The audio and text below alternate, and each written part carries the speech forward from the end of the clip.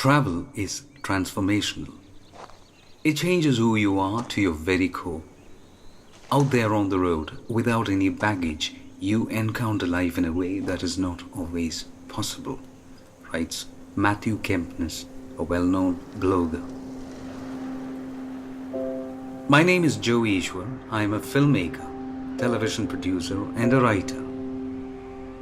Everything artistic in me stems from my interest in travel. Life has given me the opportunity to travel to many countries. One day, I was in the frozen steppes of Mongolia. The next, I was in the warmth of Istanbul in Turkey. From the calm of the Greek village of Oronopoli, it didn't take me long before I was attending a feast at my parish church in India.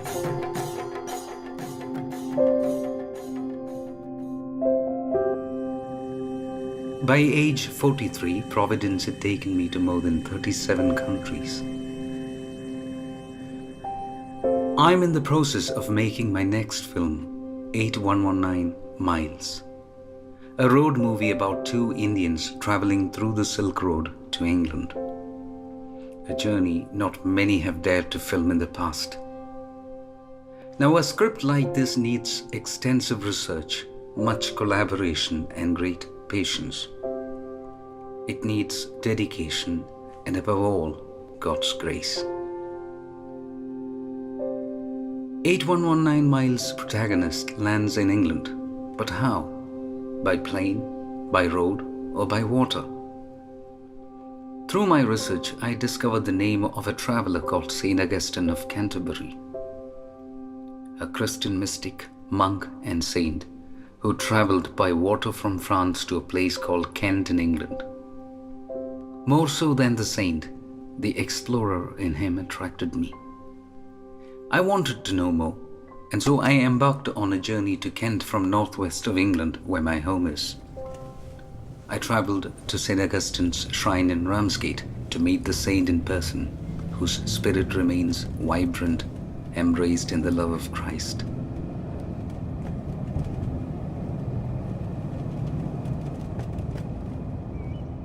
The shrine of St. Augustine in Ramsgate is an architectural wonder.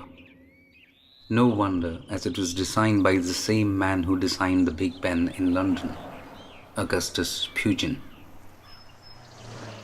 It was constructed in the 1800s and opened to public for several years and then closed due to restoration work. I spent the night at a nearby hotel and reached the shrine in the morning. I was received by Father Marcus Holden, a young and dynamic priest whose tireless efforts with like-minded people made the reopening of the shrine possible. A volunteer whispered in my ears that St. Augustine was working through Father Marcus to bring the shrine back to life after it had not been in use for many years. And this shrine has existed here only since 2012, so it's quite a new shrine. But there was a shrine to St. Augustine in the past. It was in Canterbury from the time he died in the 7th century, and the people venerated St. Augustine's tomb, and many miracles were recorded there. But in England in the 16th century, there were religious upheavals, and under Henry VIII, the shrine of St. Augustine, the apostle of the English, was destroyed. But people still continued to venerate St. Augustine, albeit privately. And in the 19th century, there was a great revival of interest in him. And one person who had a real interest in St. Augustine was Augustus Welby Pugin. He's buried just behind me here. And he built this church to commemorate the landing of St. Augustine here on the shores of Thanet in 597 AD. So this wonderful church has been a commemoration of St. Augustine's landing since the mid-part of the 19th century. But it was only designated finally as the official shrine of St. Augustine in 2012. The Archbishop of Southwark, Peter Smith, came here and in a great celebration declared that after a gap of 474 years, there would again be a shrine to venerate the apostle of this land, St. Augustine. And that was a glorious day for us. And many people since then have come on pilgrimage to venerate St. Augustine here at the shrine. We have around 12,000 visitors a year at present who come, and many come for the official feast of St. Augustine, which is on the 27th of May. We have a whole week of festivities here at the shrine to celebrate him. There did not seem a gap between AD 597 and AD 2018. It was as if the saint was talking to me in person about his life and times. Augustine was an Italian born in the 6th century. I spoke to Father Simon Haynes, a historian and the manager of the shrine. Augustine was a monk in Rome. He was a Benedictine. The Benedictine order had relatively recently been founded by Saint Benedict, but it was a very popular rule of life for men who wished to live as monks under a rule. And his superior in the monastery in Rome was a man called Gregory. Now, he became Pope Gregory I, Gregory the Great. And Gregory, so the story goes, which is recorded by the first historian of England, a monk again, called Bede, that Gregory met a group of slave children, and they were being sold in the market in Rome. And he was struck by their blonde hair. And so he asked somebody, who are these children and where do they come from? And he was told that they are Angles. Gregory saw their pitiable state and was moved by it, and he pronounced the words not angels but angels. Non-Angli said angeli in the Latin, of course, which he spoke. And whether that story is true or not, and Bede records it as historical fact, it's certainly the case that Gregory wanted to conduct a mission to the Angles. Now, the Angles were one tribe who had invaded England. We have the name England from their name, England, and they were not Christian. There was Christianity in the Roman province of Britannia before the invasion of the Angles and other tribes like the Saxons. So there was a mission to preach the gospel to this new pagan people who had conquered the old Roman province of Britannia. Gregory wanted to go himself, but he couldn't because he was appointed as Pope. And so he asked Augustine to conduct the mission for him. The shrine in the past was a part of a Benedictine abbey. It was the first Benedictine monastery to be built in England since Reformation. In 2010, the monks moved to St. Augustine's Abbey in Chilworth, Surrey. The door Father Marcus opened was to a heaven of artistic wonder. A place where history, mysticism and architecture blended in one name, Jesus Christ. So what made Pugin design it? Why did he say, "My whole soul is devoted to building this church"?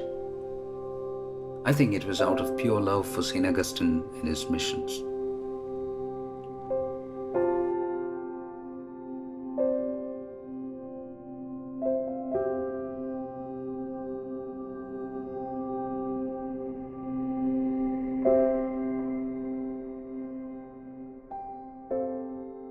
When Augustus Pugin built this church, the mission of the church was to re-evangelize England, because after the Reformation, England became a Protestant country and Catholics were persecuted.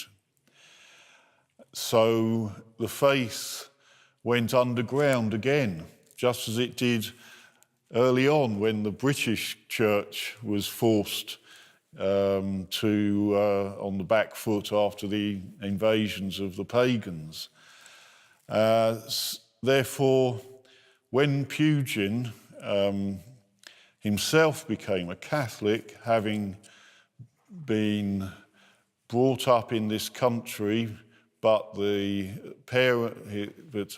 half French, his father was a Frenchman who fled from France at the time of the Revolution, and he married an English woman. But of course, the name Pugin is French. So Pugin knew about the Catholic Church, and his reading and actually his study of art and architecture convinced him that the Catholic faith was true. And he became a Catholic in 1835. Very soon after, the Catholic Church was given legal rights. It hadn't had them before.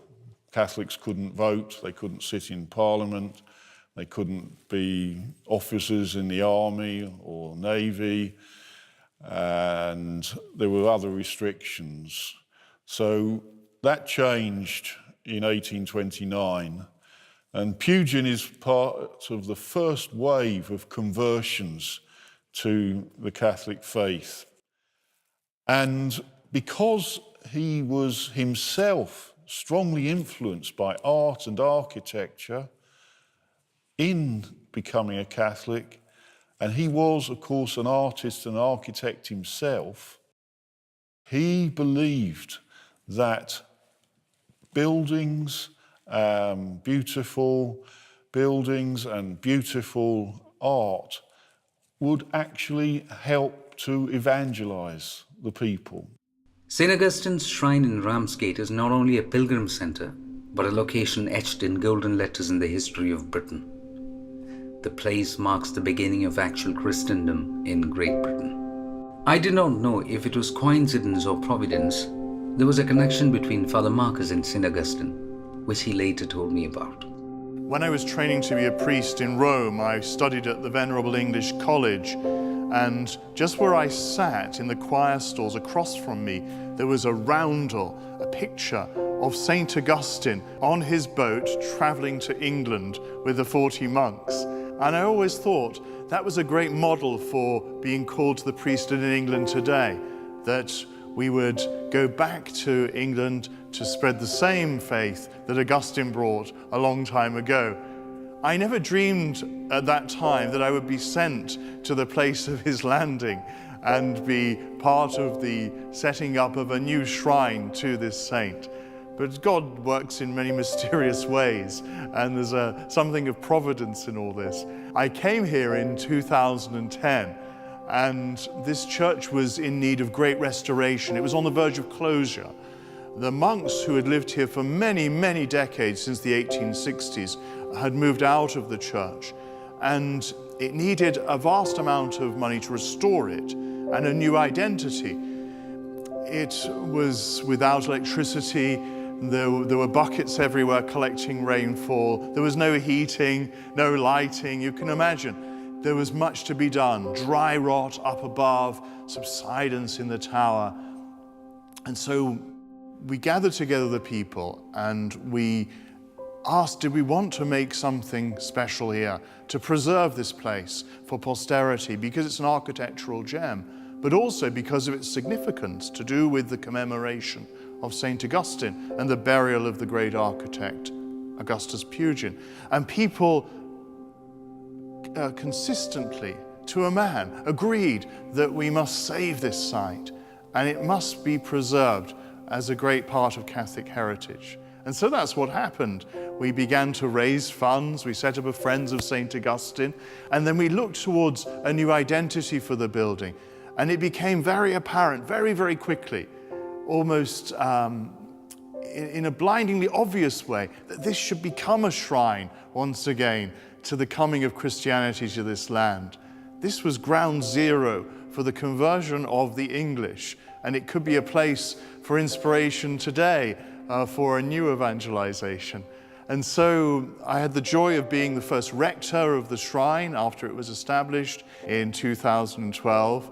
And since then, my role has been to promote pilgrimage and understanding of this building, both in its historical architectural dimensions, to be a place for inspiration there, but also in its religious meaning as well, as a place of pilgrimage. St. Augustine is known in the world in so many different names: mystic, missionary, preacher, Bishop of Canterbury, Apostle of the English. But the one that caught my attention was the traveler. At a time when transportation was perilous and social order catastrophic, he made a journey across Europe to Britain with 40 others to introduce Jesus. A journey that would have been chaotic. It is also important to notice that Europe in general and Rome offered nowhere near the glories of the Silk Road like Samarkand, Jalalabad and Damascus at the time. God has mysterious ways of influencing the lives of people. Why did he act through common people to make the restoration of the shrine possible? I spoke to Rita, a retired teacher who was at the shrine to attend the Divine Liturgy, and who was one of the few involved in making the need for the shrine known loud and clear. We always knew about this church. My husband naturally gravitated towards it because he had a great love of the Benedictine order. And he used to come here and serve even before I came down with the children. And so we got to know the monks and we were their friends, and we just thought they were going to stay forever. We knew that they had originally come at the instigation of Pugin, and that his son had built them the monastery across the road, and they were part of Catholic life here. They ran this parish, they ran other parishes in the area, and it seemed a perfect place to live, to practice one's Catholic faith. But then, with falling vocations and them all getting very much older, they had to make the decision to leave. And that was really a watershed because we didn't know what would happen to this church. And at that time, we were all very worried and praying very hard because we did not want this church to close, because it was so beautiful and it represented to us such a heritage. And then it was handed over to the diocese, and then the diocese wondered what they were going to do with it. And at that point, Father Marcus Holden was appointed as parish priest. This was in 2011. And as a result of that, with his inspiration, he made a move to have this church have an independent life as a shrine. And by the help of Our Lady and St. Augustine, I'm sure, we got the Archbishop's permission to make this into a shrine. The church's exterior is stone-covered with hardy flint to withstand the weather. Its interior is lined with Whitby stones. There is exquisite decoration with stone and wood carvings throughout, highly original statues, stained glass and ornate titles. Recorded history says that even before the parish was formed in Ramsgate, the church provided Holy Eucharist for local Catholics, visitors and foreign sailors. Friends of St. Augustine is a team of people whose mission is to support and assist restoration and promotion of the shrine of St. Augustine. I spoke to Councillor Hunter, who explained to me the idea behind the team. It's an organisation that is set up to restore and recover the church for the people of this nation and the people of this area. It's got a lot of membership, and it's a very wide membership amongst all groups of Christians throughout the country. Our membership is not just focused on the people of Ramsgate or the people of Thanet, but very much a national and indeed international group of people, some in Australia, people overseas, who have heard of Pugin and have heard of St. Augustine and want to know more and want to preserve that story.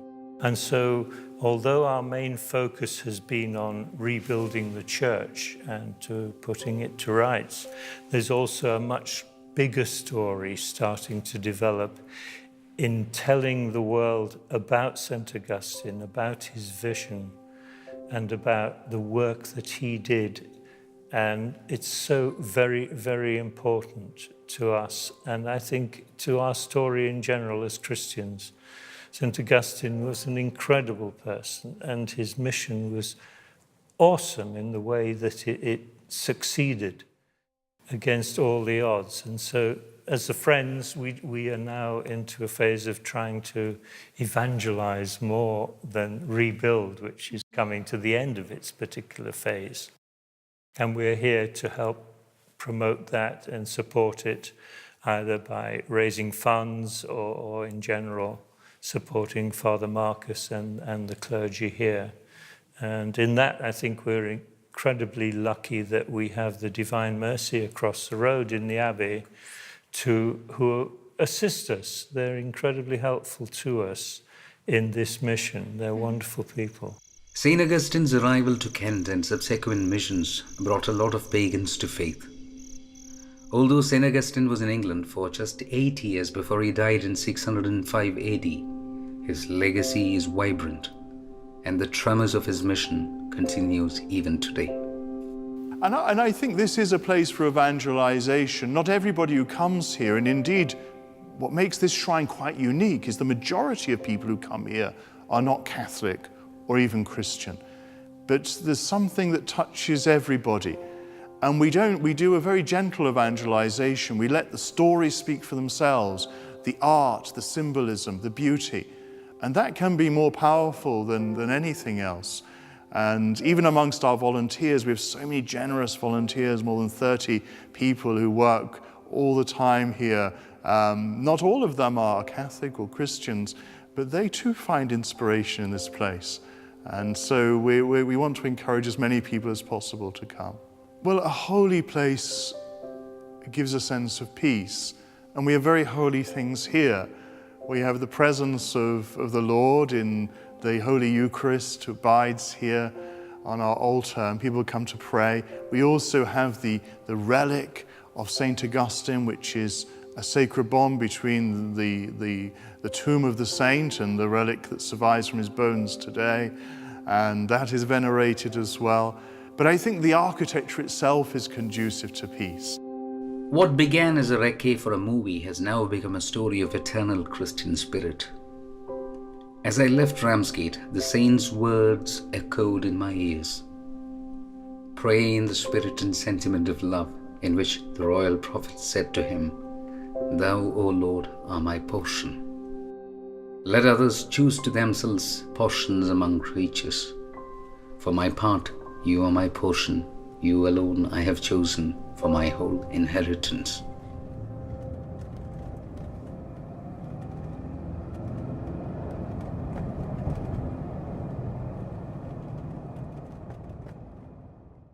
I want to give my blessing to Shalom TV, to all those who work in it, and to the work that they're doing, and all those who receive their message. I hope that you will continue to be God's instruments in the world and to evangelize with power and confidence. And may Almighty God bless you all, Father, the Son, and the Holy Spirit. Shalom World, God's own channel.